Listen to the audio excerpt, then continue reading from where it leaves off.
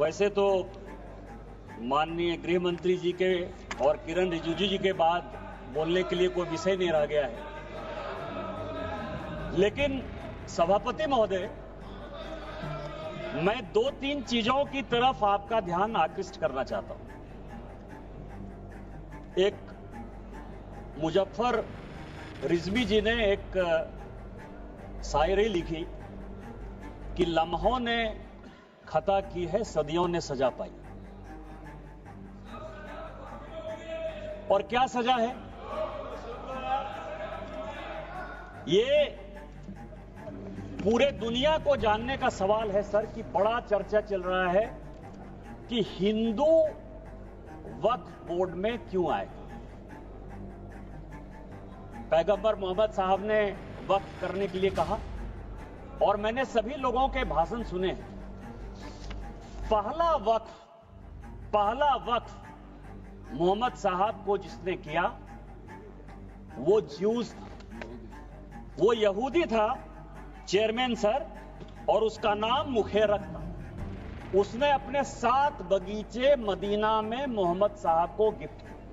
वो ऊद के मैदान में मारा गया और उसके बाद मोहम्मद साहब ने उसकी प्रॉपर्टी को जब्त करके पहला चैरिटेबल वक्फ स्टार्ट किया।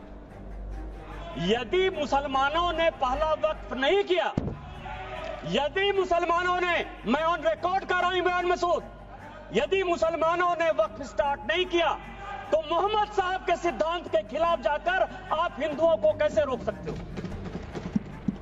दूसरा सवाल यह है, ये मैं कोर्ट का आदेश लेकर आया हूं, एमपी वक्फ बोर्ड वर्सेस शुभम शाह, और ये 2007 का ऑर्डर है।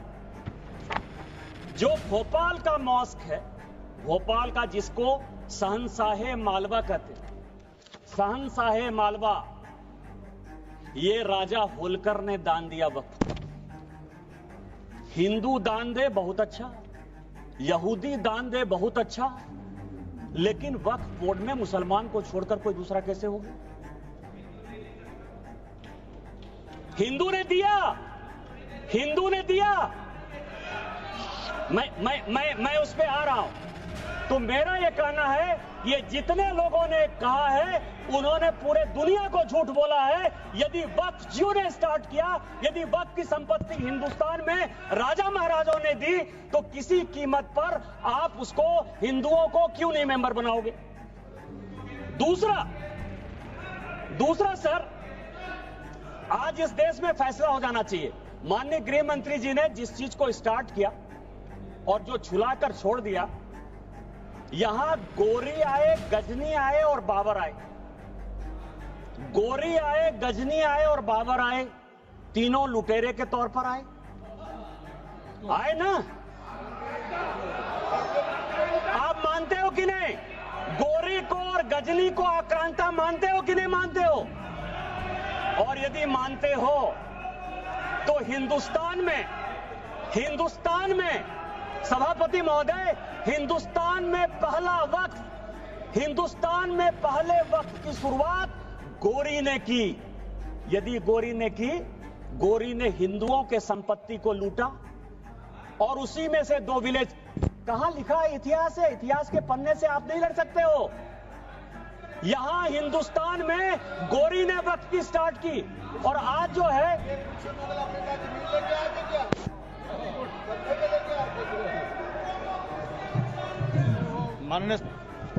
मैं आप शहर को एड्रेस कीजिए, बाकी लोगों को। मैं सभापति महोदय, मैं दूसरी चीज आपको कह रहा हूं। इस देश में यह वक्फ एक्ट आया कैसे?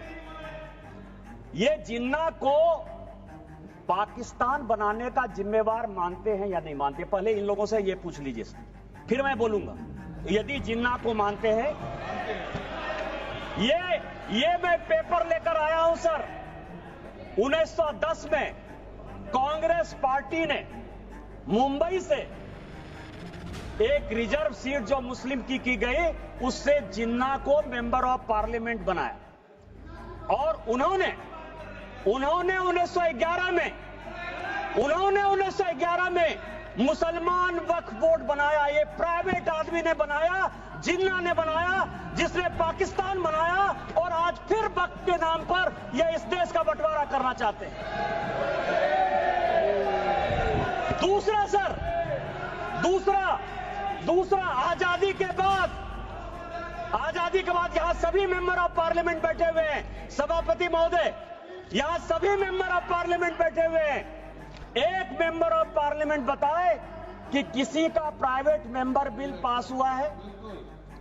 एक मेंबर ऑफ पार्लियामेंट, यहां पार्लियामेंट में 77 से स्वागत बाबू बैठे हुए, एक मेंबर ऑफ पार्लियामेंट बताए कि 77 के बाद से एक भी प्राइवेट मेंबर बिल पास हुआ है? मेरा पास हुआ है, इसलिए मुझे पता है कि मेरा रिजोल्यूशन पास हुआ है। क्या रिजोल्यूशन पास हुआ है? धारा 370 खत्म होना चाहिए, 35 से खत्म होना चाहिए, कश्मीरी पंडितों को अधिकार होना चाहिए। वो इसलिए पास हुआ कि भारतीय जनता पार्टी की आइडियोलॉजी थी, मैं भारतीय जनता पार्टी का सांसद था, सरकार उसको पास कराना चाहती थी, इसलिए पास हो गया। ये जो 1954 का वक्फ एक्ट है, 1952 में सभापति महोदय काजमी साहब लेकर आए, एक प्राइवेट आदमी प्राइवेट बिल लेकर आया, और उसके लिए जब ये बिल पास हो गया तो सेलेक्ट कमेटी बनी, और उस सेलेक्ट कमेटी के जो मेंबर थे, अमजद अली, आप मुसलमानों की बात करते हो, दो लोगों ने डिसेंट नोट दिया। एक का नाम था मोहनलाल सक्सेना और दूसरे का नाम था अमजद अली। उन दोनों ने कहा, सब कागज लेकर आया हूं, कि अगेंस्ट द कॉन्स्टिट्यूशन है, अगेंस्ट द आर्टिकल 14-15 है, अगेंस्ट द कॉन्स्टिट्यूशन का जो आर्टिकल 25 है उसका वायलेशन है। लेकिन कांग्रेस मुसलमानों के इम्पीचमेंट की पॉलिटिक्स के कारण इस बिल को पास कराना चाहती थी, और ये प्राइवेट मेंबर बिल के तौर पर एक वक्त बिल आया। क्या आप गैर सरकारी बिल को जो है सरकारी बिल बनाकर इतने दिनों तक मुसलमानों के लिए एक अधिकार की बात करोगे? किस तरह की राजनीति कर रहे हो आप? तीसरा जो है अध्यक्ष महोदय, तीसरा जो सबसे इंपॉर्टेंट है, जो अनुराग जी ने कहा कि पूरी दुनिया में हमसे ज्यादा मुसलमान इंडोनेशिया में, टर्की में, सीरिया में है, लेबनान में, सऊदी अरब में। आप यह बताइए कि इस देश में संविधान की बात बहुत करते हैं, हम लोग संविधान की शपथ लेते हैं, मैं भी संविधान लेकर यहां बैठा हुआ, यह संविधान है। इस संविधान में अमेरिका सेकुलर है या नहीं? अंग्रेज सेकुलर थे कि नहीं थे? आप नॉर्थ ब्लॉक चले जाइए, साउथ ब्लॉक चले जाइए, प्रधानमंत्री के ऑफिस चले जाइए, राष्ट्रपति भवन चले जाइए, पुराना संसद भवन चले जाइए, आपको सब जगह गीता का श्लोक दिखाई देगा। एक चीज उर्दू में नहीं लिखा हुआ है, एक चीज संस्कृत में नहीं लिखा हुआ है। अमेरिका का राष्ट्रपति यदि, बस 4-5 मिनट में खत्म करूंगा, अमेरिका का राष्ट्रपति यदि शपथ लेगा तो वो बाइबिल पर लेगा। सारे मुस्लिम कंट्री के हेड ऑफ द स्टेट यदि शपथ लेंगे तो वो कुरान पर लेंगे। आपने किस तरह का बना दिया कि हम संविधान के ले सकते हैं, गीता पर नहीं हाथ रख के कर सकते हैं, और आपने मुसलमानों को एक अलग कानून दे दिया। ये पूरी दुनिया में कोई मुस्लिम कंट्री भी ऐसा नहीं है जिसने कि वक्फ को इस तरह का अधिकार दिया हुआ है। क्या आप भारत को एक मुस्लिम कंट्री बनाना चाहते हो?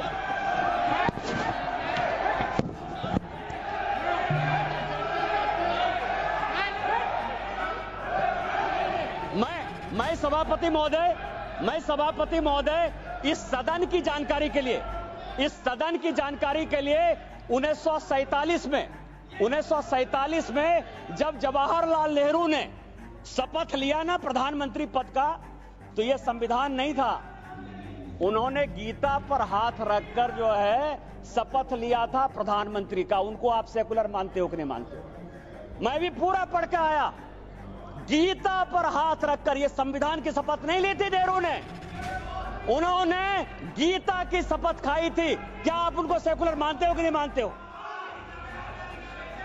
तीसरा सर, ये जो वक्फ है, अभी बहुत चर्चा चली सर कि वक्फ अलग है, रिलीजन अलग है। सुखदेव जी बैठिए, सभापति महोदय, मेरे यहां 12 ज्योतिर्लिंग का एक ज्योतिर्लिंग है। विधानसभा ने कानून बनाया है और उसका सचिव, मेंबर ऑफ पार्लियामेंट होने के नाते मैं उसका ट्रस्टी हूं। मेरे पहले जो सांसद थे फुरकान अंसारी, वो उसके ट्रस्टी थे, और अभी 6 महीने पहले तक हाफिजुल हसन, एक मुसलमान, हमारे बैद्यनाथ ट्रस्ट का सेक्रेटरी है। आप किस तरह की बात कर रहे हो? आपका तो एक उदाहरण दे दो। मैंने दे दिया उदाहरण, मेरा ही उदाहरण है, और आज आप इस तरह की बात करते हो। तीसरा सर, बस चेयरमैन सर, दो चीजें और भी बहुत इंपॉर्टेंट है, मैं लेकर आया हूं सर। एक इवैक्यू प्रॉपर्टी एक्ट बना। जब भारत और पाकिस्तान का बंटवारा हुआ, ये चर्च की ये जो संपत्ति है सर वक्फ की, 39 लाख एकड़ कैसे हो गई और कहां डिस्प्यूट है? जब भारत पाकिस्तान का बंटवारा हुआ सभापति महोदय, तो जो यहां से भारत के लोग पाकिस्तान गए या पाकिस्तान के लोग जो यहां आए, उसमें जमीन का भी आदान प्रदान हुआ, और यह तय हुआ, और यह हाउस को जानने वाली बात है कि जो भी पाकिस्तानी यहां से गए, उनकी प्रॉपर्टी इवैक्यू प्रॉपर्टी एक्ट में भारत सरकार की होगी। जो 1984 में राजा साहब बता रहे थे कि इवैक्यू प्रॉपर्टी एक्ट को क्या क्या पाकिस्तान में जाकर, जो यहां से भाग के चले गए सर, जो कि इवैक्यू प्रॉपर्टी एक्ट या एनिमी प्रॉपर्टी एक्ट हो सकता था, उन सबों को पाकिस्तान जाकर उन लोगों ने कहा कि यह वक्त की संपत्ति है, क्या आप एनिमी प्रॉपर्टी को, और मैं होम मिनिस्ट्री के 5 आदेश लेकर आया हूं कि ये इवैक्यू प्रॉपर्टी एक्ट है और ये वक्फ ने ले लिया है, ये इलीगल है, ये कानून का। आपको पता है जो बात कहा, आपको ये धर्म की बात करते हैं सर, वक्फ ने आईटीसी विंडसर बेंगलोर, ये पूरे समाज को आईटीसी विंडसर बेंगलोर वक्फ की प्रॉपर्टी है, 5 स्टार होटल को दे दिया। वहां जो है सुअर लोग खाते हैं। किस वक्त की बात करते हो? किस वक्त की बात करते हो? 12,000 किराया देता है, 50,000 किराया देता है। यहां ताज मानसिंह है सर, एनडीएमसी की प्रॉपर्टी है, 150 करोड़ रुपया साल में ताज भारत सरकार को देती है। और बेंगलोर में वक्त की प्रॉपर्टी आईटीसी विंडसर केवल 50,000 रुपया महीना में जो है अपना व्यापार चलाती है और सुअर खिलाती है लोगों को। किस तरह की बात करते हो? यही बात पर कानून तुम लागू करना चाहते हो, इसी तरह की बात करना चाहते हो। बस 2 मिनट में मैं खत्म करूंगा। मैं केवल ये करूंगा कि यहाँ तेलंगाना गवर्नमेंट है सर, तेलंगाना में ये और भी जानने की बात है, हैदराबाद में यहाँ बहुत आंध्र प्रदेश आंध्रा के हैं, म्यूनिसिपल कॉर्पोरेशन आंध्रा ने 20 साल तक टेंडर फाइनल नहीं हुआ, क्योंकि जो राजा की संपत्ति थी, जो कि भारत सरकार या तेलंगाना सरकार की संपत्ति होती, उसको वक्फ ने ले लिया। यह सुप्रीम कोर्ट का आदेश है। सुप्रीम कोर्ट ने यह कहा कि 50,000 की प्रॉपर्टी, कम से कम 1,500 एकड़ जमीन हैदराबाद शहर में जबरदस्ती वक्फ ने ले ली है। क्या इसी तरह का कानून आप लागू करना चाहते हो? मैं अंत में यही कहूंगा कि चाहे एनिमी प्रॉपर्टी हो, चाहे इवैक्यू प्रॉपर्टी हो, वो भारत सरकार की प्रॉपर्टी है, और आप ये वक्फ के नाम पर नफरत फैलाने की कोशिश करते हो। आपने जो है इस देश को वोट बैंक की पॉलिटिक्स में, मुसलमान की पॉलिटिक्स बना दिया है। हिंदुओं से आपका कोई लेना देना नहीं है। मैं अंत में केवल यही कहूंगा कि मैंने समंदर से सीखा है जीने का तरीका, चुपचाप से कहना, बहना और अपनी मौज में रहना, और अपनी मौज में भारतीय जनता पार्टी आगे बढ़ेगी, वक्त को पास करेगी, और हम जो है हिंदू मुस्लिम के बंटवारा को नहीं होने देंगे, एक अलग देश नहीं बनने देंगे, और इस कानून को पास कराएंगे। और संविधान का जो आर्टिकल 49 है, जो ये कहता है कि कोई भी प्रॉपर्टी जो भारत सरकार की है, एएसआई की है, उसका रखरखाव भारत सरकार करेगी। हम एएसआई की संपत्ति आपको नहीं लेने देंगे। ये संविधान की रक्षा करेंगे, भारत की रक्षा करेंगे, और माननीय प्रधानमंत्री जी के रहते सबका साथ सबका विकास के मापदंडों पर खरा उतरेंगे। इन्हीं शब्दों के साथ जय हिंद, जय भारत। धन्यवाद माननीय सदस्य।